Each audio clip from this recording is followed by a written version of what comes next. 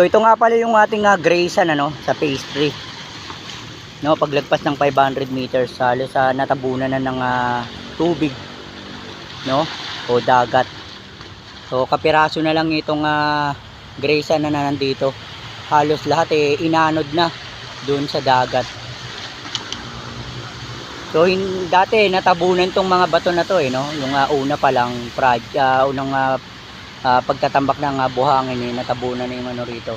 Ngayon kita na yung mga batuhan ano. So inanod na siya rito. Gawa ng malakas ang alon kapag may bagyo, kabagat, no. Lilinisin din naman to, pati itong mga tambak dito. Yung trash boom, mahakutin din yan ha. Huwag kayong mag-alala.